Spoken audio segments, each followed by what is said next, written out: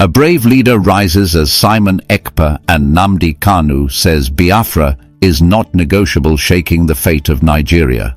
Simon Ekpa is a Nigerian-Finnish lawyer and political activist known for his involvement in the Biafra separatist movement.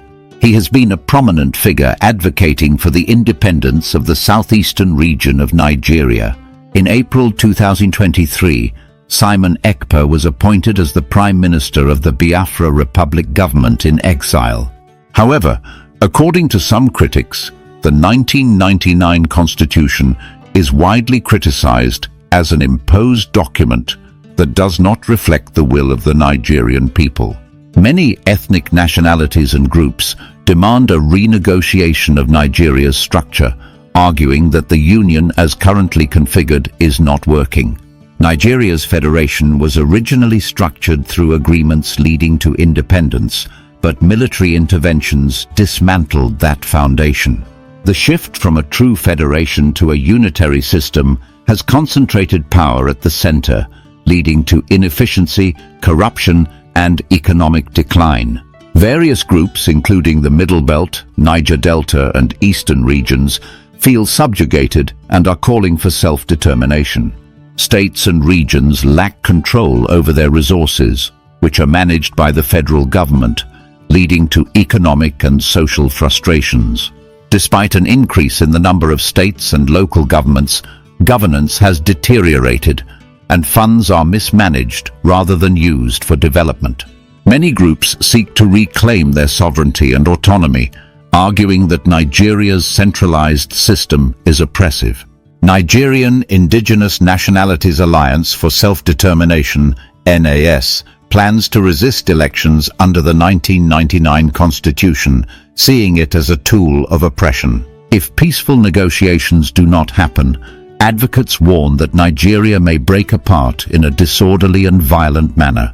Let me take you on a journey of a story that's been unfolding for quite some time now in Nigeria, a story of struggle, hope, and a fight for identity. It all begins with a courageous leader, Simon Ekpa, who has made waves not just in Nigeria, but even internationally, as he becomes the focal point for a movement that calls for the independence of a region in southeastern Nigeria. This is the region that for decades has been fighting for its own recognition, its sovereignty, and the ability to control its own resources. It's a story that challenges not just the political structure of Nigeria, but the very idea of what it means to be part of the nation. Simon Ekpa is no ordinary leader. Born in Nigeria but later moving to Finland, he has become an outspoken advocate for the Biafra separatist movement. His journey took a major leap in April 2023 when he was appointed as the Prime Minister of the Biafra Republic government in exile. Now let's step back a bit and look at the history behind the rise of this movement. For decades, the southeastern region, which is predominantly made up of the Igbo people, has felt oppressed within the larger Nigerian framework. This frustration stems from what many view as the imposition of a system that doesn't represent their interests, a system that has led to economic decline, inefficiency, and widespread corruption. And at the heart of this struggle lies the desire for self-determination, the need to reclaim the autonomy and resources that they feel have been stripped away from them by a central government that, in their view, has failed them. But before we go further into this, let's look at the broader context of this story. Nigeria, as a country, has faced deep issues with its governance structure. The 1999 Nigerian Constitution, which many view as a controversial document, is widely criticized as a tool of oppression. It's seen as a product of a top-down approach, where decisions were made by a few elites, without the true will of the people being considered. For many, this constitution represents an undemocratic imposition, and over the years, various ethnic groups have called for a renegotiation of the way the country is governed. The system is perceived as one that concentrates power at the center, making it difficult for regions to control their own resources or make decisions that affect their local communities. This imbalance has fueled frustration across various regions, particularly in the Middle Belt, Niger Delta, and eastern parts of Nigeria. One of the biggest issues with the current system is the lack of control that individual states and regions have over their resources. In a federation, states should ideally have autonomy over their economic assets. But under Nigeria's system, the federal government controls a large portion of the nation's wealth, including oil, the country's most valuable resource. As a result, local communities that are rich in resources like oil and gas feel exploited, as the benefits from these resources are not shared equitably. This has led to significant economic frustration, as regions that should be benefiting from their natural wealth find themselves struggling with poverty and underdevelopment. Meanwhile, a small elite group seems to profit from the resources without accountability to the people. But it's not just about resources. It's also about governance, the way the system is set up to manage the country. Over time, the number of states and local governments in Nigeria has grown, but despite the increase in the number of administrative units, the overall quality of governance has declined. Instead of focusing on development, many states and local governments find themselves mismanaging funds or squabbling over allocations from the central government. What's meant to be a federation of autonomous regions has, in practice, become a highly centralized system where the federal government holds the reins of power and local communities are left struggling to make ends meet. This brings us back to Ekpa and his role in this ongoing struggle. While many leaders and activists in Nigeria continue to call for a restructured, more equitable system, Ekpa and others in the Biafra separatist movement have taken a more radical stance. They believe that the only solution to the systemic oppression and economic hardship faced by the southeastern region is to break away from Nigeria entirely and form their own independent state. This vision is rooted in a deep sense of history, the history of the Biafran War, a conflict that took place in the late 1960s when the Igbo people attempted to secede from Nigeria and form the Republic of Biafra. The war ended with the defeat of Biafra, but the wounds from that conflict have never fully healed, and the desire for independence has remained strong in many quarters. Nnamdi Kanu, another prominent figure in the Biafra separatist movement, shares similar views with Ekpa. Kanu, the leader of the indigenous people of Biafra, IPOB, has been a vocal advocate for the creation of an independent Biafra. Like Ekpa, Kanu believes that the region's future lies in self-determination, free from the control of the Nigerian government. He's even said that Biafra is non-negotiable, meaning that the idea of compromise or negotiation with the Nigerian state is not an option. For Kanu and Ekpa, the struggle is not just political, it's deeply personal, rooted in a vision of a better future for their people. This stance has stirred up considerable controversy. Critics argue that pushing for Biafran independence could lead to even more division and violence within Nigeria, a country already fraught with tensions between ethnic, religious and political groups. They fear that the call for secession could lead to another civil war, one that could devastate the country in ways that might be even worse than what was seen during the Biafran War.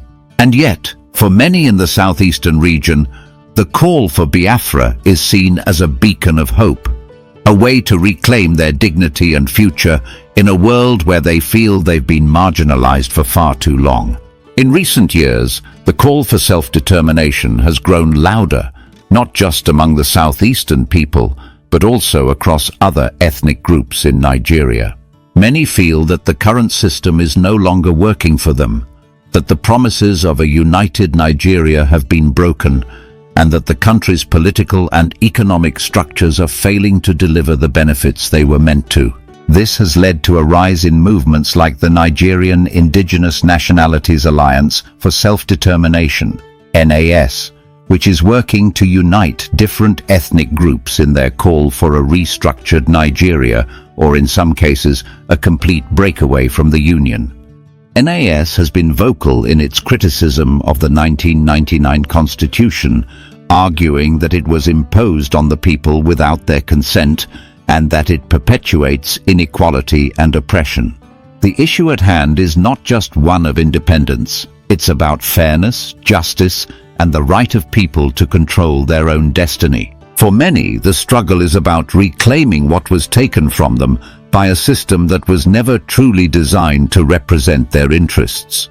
The debate over Nigeria's future is not just academic or political, it's personal, it's emotional, and it's a matter of life and death for many people who have been suffering under the current system. At the heart of this conversation is the idea that the current structure of Nigeria is simply not working. Many believe that it's a union held together by force rather than a voluntary agreement between different peoples. The original idea of Nigeria was to bring together different ethnic groups into a federation that respected their autonomy. But over time, the system shifted from a federation to a unitary state, where power is concentrated in the hands of the federal government. This shift has led to widespread corruption, inefficiency, and a lack of accountability. The federal government, with its control over the country's resources, has become an all-powerful entity that imposes its will on the people. And for many, this is no longer acceptable. The question then becomes, what is the solution? Is Nigeria irreparably broken, or can it be restructured to better serve its people? Some argue that a peaceful negotiation is the best way forward, that the country can be reformed through dialogue and compromise. Others, however, believe that the only way to secure a better future is to break away entirely and form new, independent nations. The road ahead is uncertain, and the fate of Nigeria hangs in the balance. As we look to the future, it's clear that the story of Ekpa Nnamdi Kanu and the Biafra movement is far from over.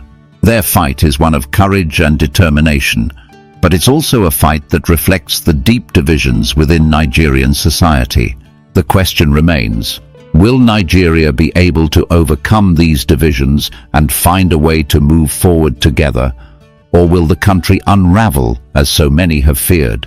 Only time will tell. So, let's take a moment to zoom in a little closer. Imagine, if you will, a group of people who have lived under a system that they feel has never been fair to them. They've seen their resources drained, their people oppressed, and their future left uncertain. For them, the idea of continuing under the same political system is just too painful to bear. They've been asking for change for decades, and yet it feels like they're stuck in a never-ending loop where promises are made but never kept. This is where Ekpa's role becomes so significant. When he was appointed the Prime Minister of the Biafra Republic government in exile, it wasn't just a symbolic position. For him, it was a chance to give voice to the frustrations of an entire region, an entire people who felt as though they had been silenced for far too long. This wasn't just about a political title, it was about giving his people hope, and most importantly, it was about showing the world that they weren't giving up on their dream of independence. It's hard to imagine the weight of such a responsibility. Leading a movement like this means that Ekpa isn't just thinking about his own future, but about the future of generations to come. The hope for Biafra is not a new thing, and for many, it's a deeply rooted desire that comes from a place of both history and pain. Let me take you back to that history for a moment, because it's crucial to understanding why the desire for independence runs so deep. The Biafran War, or the Nigerian Civil War, took place between 1967 and 1970, and it's a defining moment in the story of Nigeria.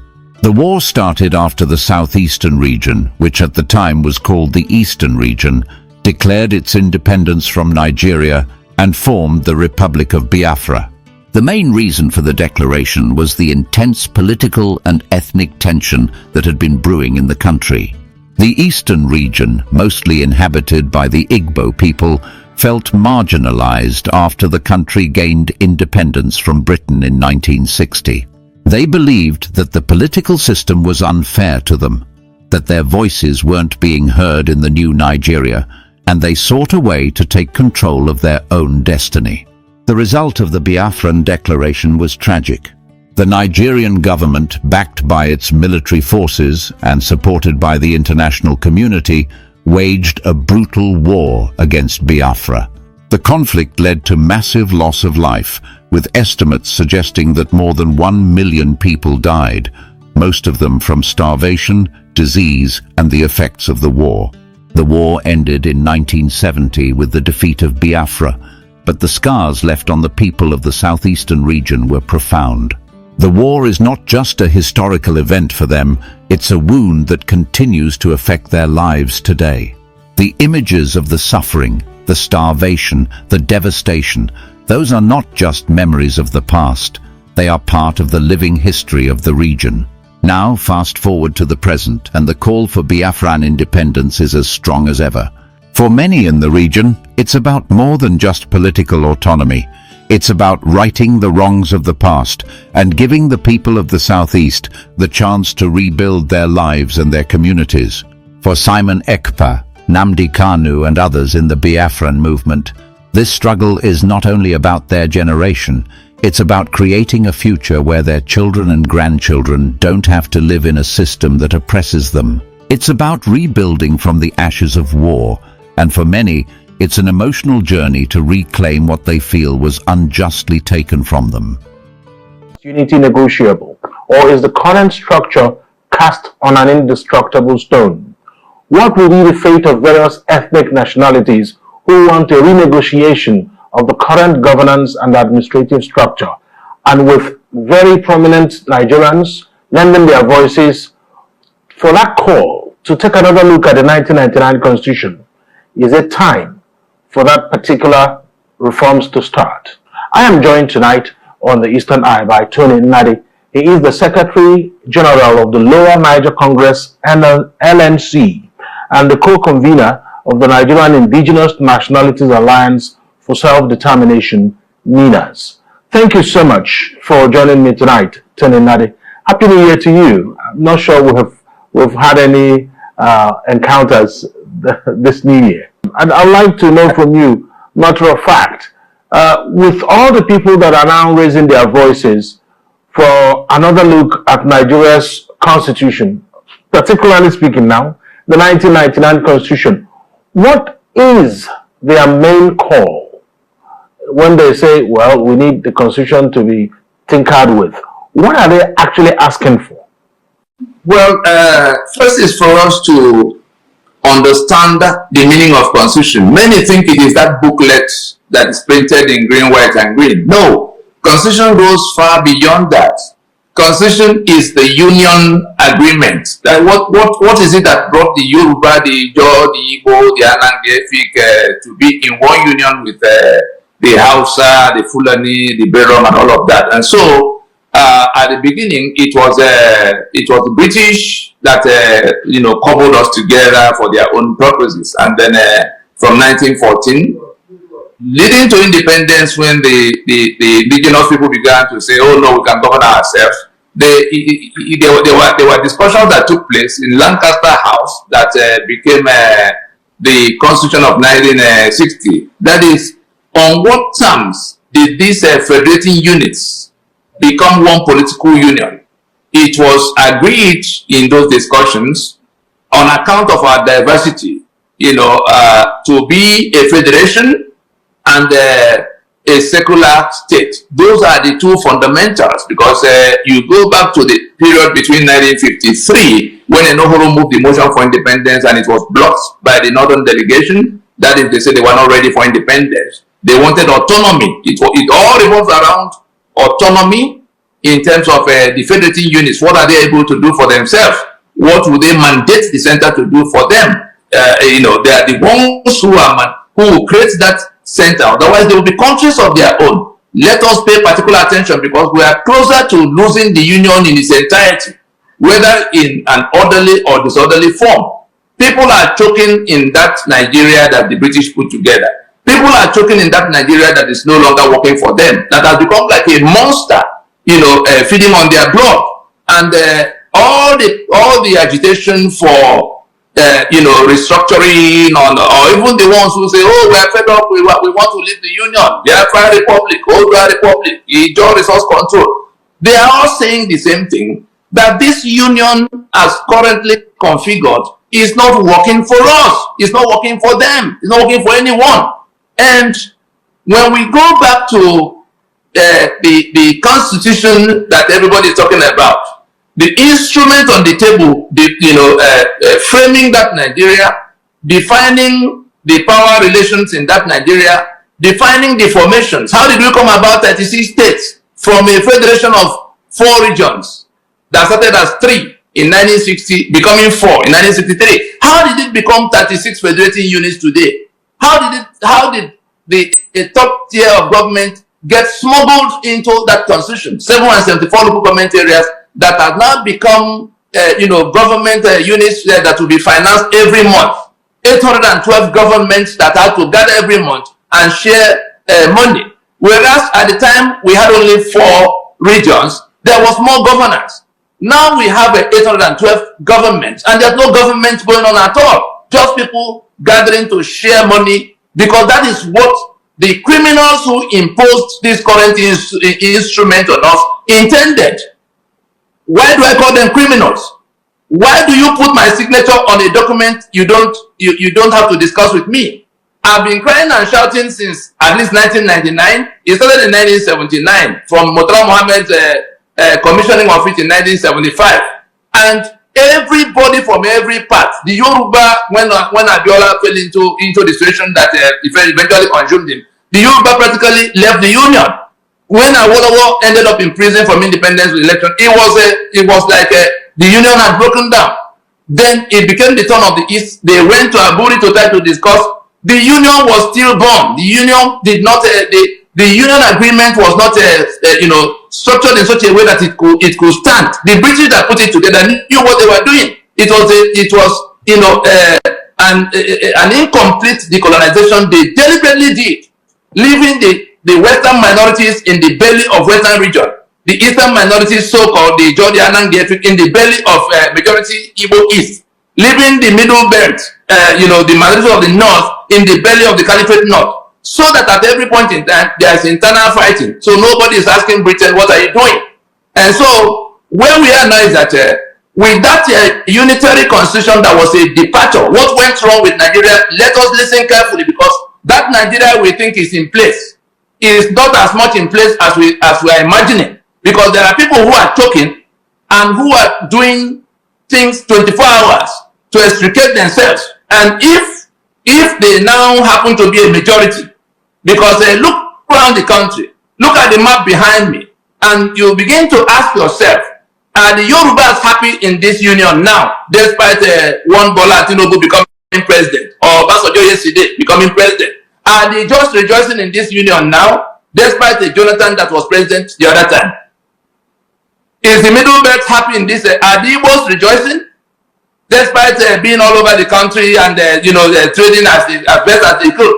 But where the problem is that the question of union, that is, on what terms are we here today? The one of 1914 we understand. The one of 1960, again, we can say to an extent we understand, because there were meetings that settled the question of federation. That is the question of the terms of union. That is, we will have to be a union of autonomous regions that are cooperating on definite, terms. They have autonomy, they have control, they have ownership and control over the economic assets, and they have autonomy on so many governmental powers. That was the description of what they settled for. That was the basis of becoming one political union. And Sharia was removed when Ahmadu Bello insisted on Sharia for the northern region, and the Middle Belt, Joseph Taka and Co. said, no, it can't be so. We are not Muslims to now be governed by Sharia. They insisted on being separated from that northern region if Sharia will have to be, imposed. And so the Williams Commission that dealt with the complaints of the minorities from across these 3, regions came to the conclusion that they have to remove what they did to solve the problem was to remove Sharia and put in place the one they call penal code, in which people who are not Muslims are not to be criminalized by the things that are ordinary, their own ordinary culture in a Sharia environment. And so we're saying that the fundamental agreement to be in one political union for these three otherwise independent units that would have been countries of their own from that 1960, the basis of becoming one political union was because they finally agreed after almost 9-10 years of serious discussions and debates to be a federation and a secular union. From the point we began to depart from that, those two being a federation, meaning that the units that were supposed to be forming the union were now, subjugated. They were toppled in 1966 when the constitutions that defined the union, 5 constitutions, 4 regional constitutions and 1 federal constitution that defined the union, got toppled from the coup of 1966. All right. We couldn't find settlement. It became war. After that war, instead of going to solve the problem, Murtala Mohammed now commissioned a constitution, a unitary constitution that Obasanjo helped them to process through the Constituent Assembly of 77 that became, but bottom line was that at the end of the deliberations of that Constituent Assembly, Obasanjo on the 24th of September in 1978 announced 17 amendments to the finished work of that Constituent Assembly. So what came out as 1979 Constitution had nothing to do with the people of Nigeria. It was an imposition. And then they carried it forward in 1999. Here we are today, 68 items of exclusive lists that remove all the powers, all the assets from everybody and loaded into the hands of that center, pointing guns at everybody else. Economic assets. 68 in those items, the power to do my electricity, the power to do my road, the power to organize my security, the power to do my own refining. I have crude oil, I can't take from me to refine for my own use. I have gas. They are selling it to Europe today without talking to me. And they think they have a Nigeria that will become great. Those whose economic assets have been confiscated and hijacked by that illicit federal government, because we can't have a federal government without a federation. We have ceased to be a federation. Why do we have a federal government with all these humongous powers? How did we come about the 36 states that make me now, absolute minority that can't even raise my issue in the place of decision making? Look at that National Assembly. How did we come about the 7 and 4 local government areas that now have to be financed by money taken from me forcefully? Look at the tax reform that they say they are doing, just dancing around the matter. Then once in a while, the governors will gather. The governors are no longer on our side of this discussion. Yes. The governors are products of this criminality. The states that are created, that produce them, pay them money every month. That is what they are interested in. The senators from each of these places, they are no longer on the side of the Joe that is crying, the Ogoni that is crying, the Yoruba that is crying, the Igbo that is crying, the Bedouin and the Thief that are crying. Their governors have joined the enemy that is holding them down with this unitary constitution. That's where we are. And we say, has it not come to where if we were to rephrase the theme of this interview session, in which you're saying interrogating the non-negotiability of Nigeria, the question should really be, is it still up for debate whether after 64 years of failure we shouldn't go back to reworking what is not working? Everybody thinks it's not working. I totally get it, Mr. Nnadi. Yes, Mr. Nnadi. So sorry, yes. I had to. You made a point, which is of course that before independence, series of meetings were had between the colonial masters and the ethnic nationalities. So it looks like what is missing now is that opportunity for everyone that is concerned, if you like, you call them the stakeholders of Nigeria or the owners, like the way you put it, for them to sit together and have discussions on how things will move forward. So that's what is missing, isn't it? That's what's missing. And also bearing in mind, before you finish posing the question, also bearing in mind that the remedy that those who are choking in Nigeria are seeking is called self-determination, and it is inalienable. Their sovereignty has been hijacked. That's what they are complaining about. Their lands and their everything that make them humans have been taken away by the instrumentality of that forgery of a constitution. And so the remedy available to them is to take back their sovereignty, take back their land, since it is a forged instrument that they didn't make, that is now holding onto that land, making them, subjugating them into slave status in their ancestral homes. The remedy available to them is to take their portions and vacate the union of debt that Nigeria has become under that unitary arrangement. And so it's not a matter of until we persuade them to come along. We don't really not need to have a meeting with them. If it's unfortunate they don't understand the meaning of constitution, so they think it's the business of National Assembly that is a product of that scam. They don't understand the meaning of sovereignty, so they think our sovereignty is now with them because they sit in Abuja.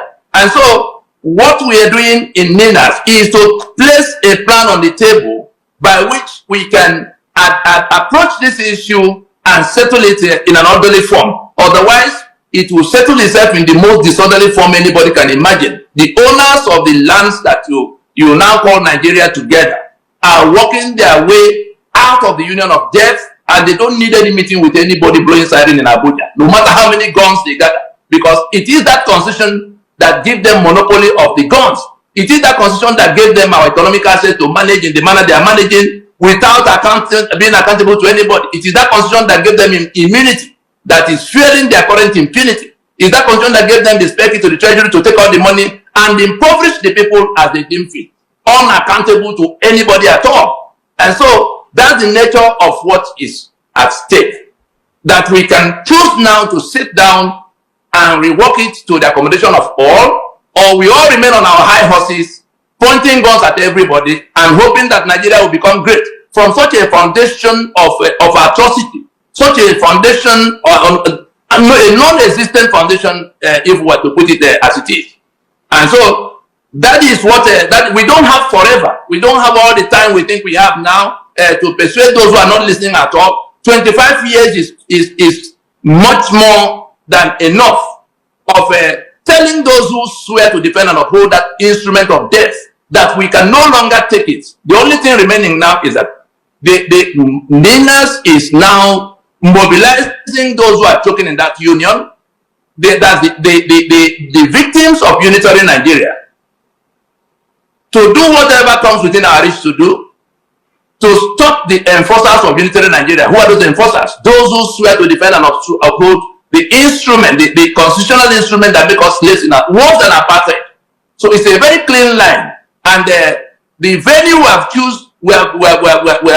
chosen for that fight is the journey to the election of 2027. Let everybody who has an ear hear now that those who are going to 2027 elections under the 1999 Constitution will be treated as the enemies of the people. NINAS will mobilize those who suffer one thing or the other under that Constitution 1999, that fraud of 1999, to confront those who are planning to drag them to another round of election that will renew the life of that Constitution. We have endured it sufficiently, and those who insist that it must remain the basis of union undiscussed are going to have a street fight, particularly the political parties, characters like Peter Obi that say that that Constitution is not the problem. Anybody who is doing political party, the religious leader that mobilized for PVC for them, taking advantage of the ignorance of the people, all of them will have to be confronted inch by inch, meter for meter, every day until they get to the next election. We make no distinction between party A or party B, PDP, APC, Labour Party. They all subscribe to that constitution that dispense deaths to the people. They all subscribe to it, and so we do not care whether it is one party or the other that is going to win. We are saying, under which constitution are we going to this election? Because the winner of that election in 2027 will swear to defend and uphold that constitution that puts this level of impoverishment we have seen. Nigeria has become the global capital for poverty. You can see what has happened to the people. Millions of people. We now have a detached government, a government that has its own economy, different from the economy of the people. You saw the government declaring a surplus of 10 trillion just the other day. So they have their own economy, whereas the people are declaring hunger and stampede, dying for food in a country that sells over 3 million barrels of crude oil every day. And they sit in Abuja painting the face and the lips and the hairstyle of this lady that is dying in all the other parts. The leg is in Port Harcourt, rotting away. The hand is in Benue, withering away. The kidney is in Nasarawa, about to pack up. And the people sit in Abuja, showcasing Nigeria, Abuja as that Nigeria. It is all going to collapse like a pack of cards because we can't put something on nothing and expect it to stand there. All right. You made a point about the plan of NINAS because yes. Some people listening to you would want to know how you want to accomplish whatever it is you want to put across. It appears really that maybe the first set of people you submitted your memo to regarding what NINAS and the LNC are doing, they are no longer in power. So are you supposed to be talking to anyone, or is it a meeting you're holding on your own? Far from it. And let those who want to satisfy themselves with evidence go to Google or wherever they can search constitutional force majeure on the 16th of December in 2020. These nationalities, because we've been organizing since 1999. You saw when Pronapo happened. It wasn't Tony Nade and his fellow drunkards that gathered. It was a meeting that lasted 2 years of the nationalities. Yoruba came as Yoruba, Ijo came as Ijo, however they nominated themselves to be able to come. But if a Nohoro is leading something, and Ojukwu is in that thing, and Wole Soyinka from the Yoruba flank is in that thing, and all of the 164 ethnic delegations that sat in Lagos, Port Harcourt, Enugu, Jos, Kano, with foreign governments sending observer mission, US sent observer mission, European Union sent observer mission. All the groups that were carrying arms against Nigeria at the time, the Niger Delta Volunteer Force of Asari, Gani Adams and his OPC, we persuaded them to put their guns aside. That is a discussion that can yield. We know what the problems are. We know what we all want. We only need to put it in an orderly form to come to an agreement. The government is the agent of the people. The government is like your employee in this matter. And so the owners of the sovereignties that are consolidated into the Union of Nigeria were the ones holding that meeting. And we finished from there. We went to court in 2007 to say that this constitution is a fraud, is a forgery. We didn't make it. It's choking us, and it's leading us to Golgotha, to damnation. From that time, it went to where solemn assemblies then happened of people coming out in their spaces. You saw the day the Yoruba did their own in Adamasigba Stadium in Ibadan. The governors were all there. Who else do you want to see in the process that became NINAS eventually? And NINAS then rolled out 128 statesmen signing onto one document with people from all the parts coming from this process that had lasted 20 years up to that point, in which they were saying, let us take a break from further elections and go to sit down like South Africa did to ease itself out of apartheid in 1990. Is that too much to ask? We are not asking those in government house to vacate, or we're not going to behead them. We're saying, look, whoever is in government house, remain in government house in this transitional period for the purpose of providing nominal governance. In the period we need to have this discussion, and it shouldn't take more than 6 months, 1 year to bring it to where it becomes the replacement for that imposition that is choking everybody. That's the only thing. And so, talking about who it was presented to, on the date that force majeure was presented, that is this plan, this proposition for how it can be done, start to finish. Buhari was president. APC government was in place. The leader of that party is the current president. That current president, Bola Tinubu, he became governor of Lagos from our fold in Nadeko. At what point did he now become a stranger? All the time he was governor when Obasanjo was seizing council fund, we were all together in trying to say this is a federation, it cannot be so. Then he comes all the way from there to now take a faction of that party to go and join up with the caliphate that was looking for how to overrun everybody. And we got to this. There's nobody in government today that will say he has not, because this government is a continuum. We presented what it was. It is still printed as it is in Guardian newspaper of January 20th, 2021, 4 full pages, signed by 128 statesmen, including people who have been service chiefs, governors, a former vice president of the country. All of us saying, look, we have a problem. Let us acknowledge the problem for what it is, the constitution, the unitary constitutional arrangement. Let us commit to solving the problem, total decommissioning of that instrument. Let us stop the journey to election that is mandated by that constitution so that we can deal with it sooner than later. Let us now acknowledge that and accept that it is the owners of the sovereignty that will have to come to decide this matter, not the National Assembly that's a product of that constitution. And then let us put a time frame to it by making an announcement. Those are the 5 points of the 5-point proposition of Nina. Why is it impossible for those who are swearing to defend that, who are pointing guns at us, who now see that the country is bleeding to death? The citizens are running in all kinds of directions. See them all over the world. From what are they running? That they are prepared to die in the desert, swim and die in the Mediterranean. Young people with no future. Yet billions and trillions are being shared every month. But it is that constitution that mandates the people to do everything people in government are doing today. That constitution mandates, including the corruption, including the impunity, including the insecurity. If you want to solve insecurity, let those who live in that insecurity be part of organizing their security. Let us see who will come to overrun them. But you say no. I don't have electricity. I can generate electricity. You use that constitution to lock it down.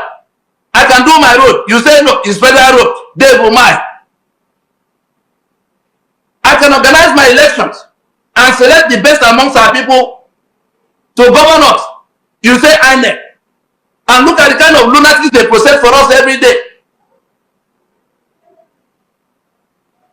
All right, so with everything you have mentioned now, one will be looking at a situation where there's supposed to be some kind of a table, whether it is round or rectangular. People will need to sit down and have a discussion. Because you referenced the South Africa situation. They had their peace and reconciliation where but of course the ethnic nationalities, are they all asking for the same thing? Because you've referenced Ijaw, Birum, Yoruba. Are they all asking for the same thing? Because for some of them, they think that they are getting the shorter end of the stick.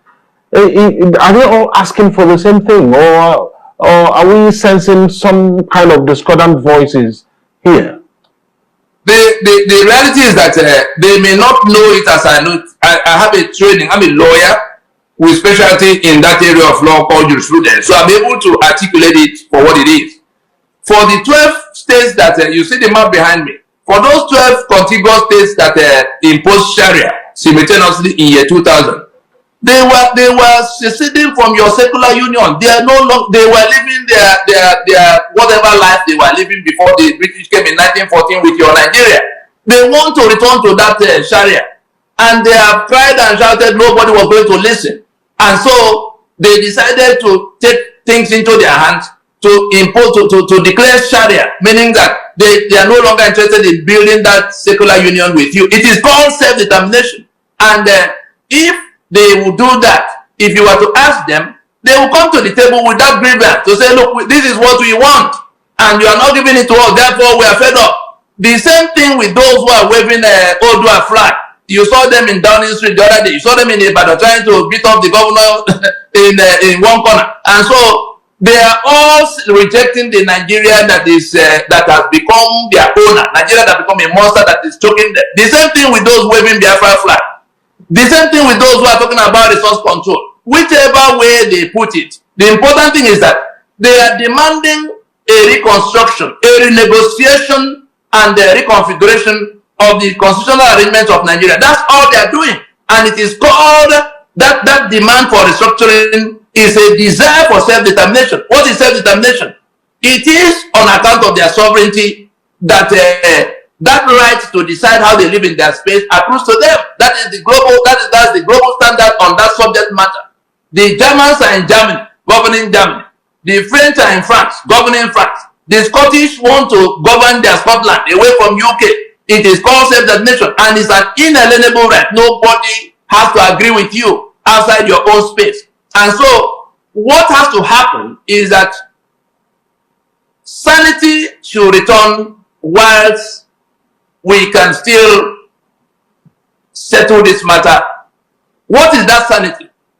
I'm sure you had Obasanjo that imposed that instrument in 1979. You had him clearly in Port Harcourt saying that Nigeria cannot progress to anywhere else except the owners of the country are allowed, that the peoples of Nigeria that could have been countries of their own, are allowed to go to sit down to renegotiate their union and work out what will become constitution they want to defend. That's Obasanjo. You had Emeka Anyoko after his initial error of thinking that there will be a draft constitution for a start, saying no. Let everybody come and discuss, and that even if you bring a Michael to manage Nigeria as it is, that Michael will fail. You had Ngozi Okonjo coming to address the lawyers' meeting to say it is because we have not settled the social contract that the country is upside down. You had Kingsley Moghalu saying so, that no economy can be built on the constitution that is upside down. You had Seriake Dixon. You had Obong Victor Atta breaking it down further just a few days ago. Who else do you want to hear on this matter? Or is it when the place goes up in flames again, like it did in 1967? And so we are saying that it is a matter of accepting that we have a problem, unlike what is going on now, where people sit in Abuja reeling out animal farm statistics for us about how GDP is growing. You have an economy that is detached from the people. The people are dying in millions, and you are declaring surplus of 10 trillion and 6 trillion for a government, pursuing development paradigms that have nothing to do with human beings. Only those in government house will share the billions and trillions, and then you think you are building something, and you come and sing anthem among yourself. Put yourself in the shoes of those who are the receiving end of that criminality, because Nigeria has become a criminal enterprise under that constitution. We are saying that let us, those who are planning to go to it, because we have already defined what our right is in the circumstance. Our right is the right to self-determination. It accrues to us on account of our sovereignty. Nobody has ever been able to take away the sovereignty of the other. It may be suppressed. What we have now is a suzerainty, no different from the British occupation of the time. The suzerainty that is, goes by the name Federal Republic of Nigeria, or Federal Government of Nigeria. They are just suppressing our sovereignty. We have organized the owners of that sovereignty, whether they were Tiv or Ido or Abero Mohanang or Efik, even the Yoruba. Buhari was part of the Fulani delegation that came to Pronac. Soya Abubakar, that is Sultan in Sokoto today, was part of the Fulani delegation that came. The question you asked about whether the nationalities are all agreed, all of them were, you have to remind us that we're in Nigeria. All of them, we can see that. not to worry, just go ahead for the moment. Yeah, okay. Just go ahead. Right. All of the nationalities, the question you should be asking, which nationality was absent at the time these things were being discussed, whether it was in Pronaco or in the solemn assemblies that happened in all the blocks. You had the Hausa the other day saying that the Fulani are killing them off on their land. So everybody is in this demand for us to go and rework this arrangement. And before I forget, just 2 days ago or so, somebody sent me a video of somebody I may want to, for a better way of describing it. I would think that person that made that video is a semi-literate. His name is Sam Okori or somebody. He says a Catholic priest in one corner of Abakaliki. He made a video abusing us for what we are saying, that Matthew Kuka and Asam Abaka will be chairman and secretary of peace committee that will preside over management of election anchored on a constitution of injustice. And so when you listen to him, when you listen to that video, I think it's titled 10 questions Tony Nadi and Ninas must answer. This lawyer, he claims to be a lawyer, does not understand the meaning of constitution. So he thinks it's the National Assembly that has to do everything about constitution. He doesn't understand the meaning of just sovereignty. He thinks the government is the one that will have to, and we have to do obeisance to them. So I use this opportunity because he says he's a lawyer. He's also a Catholic priest, talking to the people every day. If at that level, he may have a PhD in one corner. If at that level, he will display such a, if I were to put it in Igbo so that he can understand it, he is the type Igbo will call E.T. Sam, yes, Sam, or the whatever, Okorie, in Abakaliki Catholic priest, lawyer, is an E.T. by Igbo description. That is the imbecilic level of ignorance, to come public, addressing, making a podcast of saying that we are ignorant in what we meanwhile he doesn't understand his left from his right in the matter. And if he says the lawyer, you can then imagine the case of the ordinary people. And where is the media in all of this? Where is Arise TV in all of this? Where are the other TV channels in this discussion? They are carrying on discussing economic growth that left the citizens behind. All right, so this is what we should be discussing until we go into that meeting. And and time is running out. Those who are planning to go to election, they are going to be challenged every step of the way. Yes, between now and the time they will gather, because they want to show the constitution under which they will provide that good leadership. Mr. Nnamdi, I'm very interested on how that meeting will happen, because it needs to happen. Even the Bible talked about how can two live together except they agree. There has to be some kind of. It takes only one announcement. It takes one announcement, and all the paperwork has been done. It takes one announcement. Those who sit in Abuja, who will make the announcement? Those who sit in Abuja, the one who is president, the ones who gather with him as governor and governor's forum, all of them who pretend they are not hearing what the people are saying from across the length and breadth of Nigeria, sitting in Abuja. We are saying that the time has come for something to whisper to them that they've not become the owners of our sovereignty. Therefore, to come down from their high horse so that a discussion can take place around the proposition for how these things can be done. There are many who have been thinking about it, but Ninas actually has something on the table that can become, if anybody has a better proposition for how it can be done, Ninas has the how. Everybody knows what needs to be done. The problem has always been how. You saw Fakbonda and his draft. You saw the Patriots and their draft.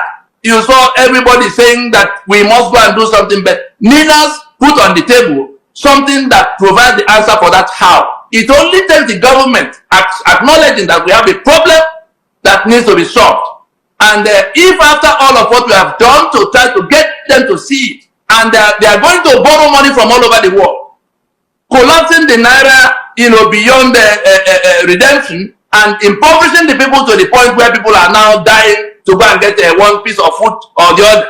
I tell you, they won't travel far. Those who are choking are going to challenge the situation, especially for those who are planning to go to another election, because we have chosen the election as the venue for settling this fight. Those who want to go to election are telling us that they want things to remain the way they are. You can see what has happened to the political parties, the Labour Party and the PDP. What is going to happen if election is just that the one in place now will carry on unopposed? That's what's going to happen. The constitution we're saying is choking us will remain in place. And so all of those who want to keep it so, by trying to go to election, are going to be on one side. All of those who are choking are going to be on the other side. But we're going to get them to see that the sovereignty belongs to the people. That's why they say power belongs to the people. Go to sections 14(2)(a) of that constitution to hear what the ones who wrote even this disputed constitution acknowledge there. They say sovereignty belongs to the people, from whom government through this constitution derives all its powers and authority. Meaning that if the people have not made a constitution, there's no document you can throw up from anywhere that will become constitution. And there are 3 stages to it. There are 3 issues that have to be resolved before we can have anything that will settle this matter. What are those 3 issues? Go back to that preamble. The first claim that we, the people, meaning you have to get down to where it is the job, sitting as a job, the Ogoni sitting as Ogoni that are discussing, Yoruba sitting as Yoruba discussing. Then, in the claim that solemnly resolved to live in unity forever as one indivisible, it must be their decision. because it is in that discussion that they will now settle the terms. Then they say, make and give unto and say the following constitution. Those are three falsehoods that we, the people, we were never consulted. Solemnly agreed to live forever. It never happened. There was no meeting called. It was Absalom Abaka and his co-travelers with this quota professor they call what's his name again? That presided, that midwife it, Yadudu, that midwife it for them. And so we have not made any constitution, and we have this instrument that has ruined our lives, to no end. And we're saying, let us put it aside, go into a transition like South Africa did in 1990 to work out what will replace. We're not anarchists, but that offer for that transition that will accommodate those in power now, whether they're governor or they're senator or the president. That offer can only be there as long as the people who are choking are not step out to salvage themselves. Yeah, thank you, Mr. Nnamdi. Yes. I like the fact that you said that you are not anarchists. And just for us to be clear, you are not asking for a change of government. You are saying that, all right, we need to renegotiate the terms of the union, isn't it? That's what you're asking for. So, but then it looks like those currently in government don't seem to be listening to that. And how do you get them to pay attention? And because from what you are saying, you are sounding some kind of caution that time is running out, the time is ticking. Clearly, from your tone, it doesn't look like there's enough time to wait and listen to them whether they will respond. So, the point I'm making again, which I want a proper response to, because you keep referring me to that Vanguard publication. Have you made another official move to present a document or a press statement or something to the government of the day to say this, just like Emeka Anyoku and group did, you may not agree with what they proposed, but they proposed something. I mean, you can make a move and also propose something and put it on the table so that history will remember that you did. It's not. I'm not. You talk as if it's one. But when I say you, I mean LNC and NUNA. So hold on. There's an organized. There's a body of people representing the peoples of Nigeria. They may not have been elected in any particular manner, but they worked together for 20 years. Making sure that everybody was on the table. The government was invited. Obasanjo actually went on national TV at the time. He was president at the time. And he said that what we were doing will amount to treason. We had to defy him at the time. In fact, more people began to return. Soyinka was already retired and living in California at the time. He came back to say, oh, if it is treason, then let all of us go to prison. You are going to lock up Ojukwu. You are going to lock up Enoh. You are going to lock up even Buhari. That was opposition leader at the time. You are going to lock up Bankole. You are going to lock up Bishop Bonigi and all of that. So we were going to lock up the leaders of all the agitation groups that were armed, but which were ready to listen to us in that period that the government had lost control of all of them. And so we had this thing. It's not a newspaper. It's not a publication we're talking about. It is the fact that there is something that was written down and presented to the government of the day. It is that same party, those same people that were doing that governance. The only person that has moved from among them is Buhari himself. Unless they are saying that the government died and this is another one that has nothing to do with that other one. Government is a continuum. We will not waste any energy to come to represent it to them. If they are waiting for that, they will not get that. The document is there. We've referred to where it is in print. They have to go to look at it themselves. And there are people in that government who were very much a part of how it got to where we presented it the other time. So it is still sitting there with government. We took it to the UN Security Council and the Trusteeship Council because the world will soon hear that the owners of Nigeria are dismantling their stupid union. That is what the world will hear. That the Ijaw are fed up, the Yoruba fed up, the Ogoni fed up. Tell me who wants Nigeria the way it is.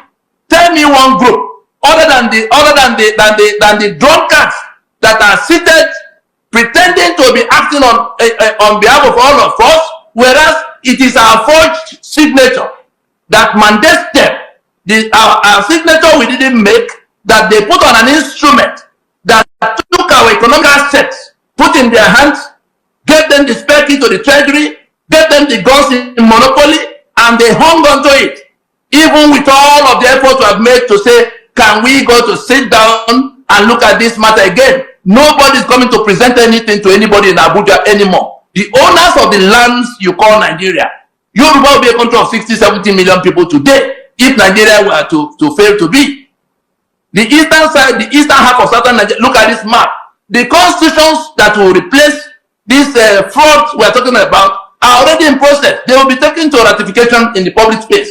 We do not owe anybody in government any explanation for why the owners of the land will be working to take their portions.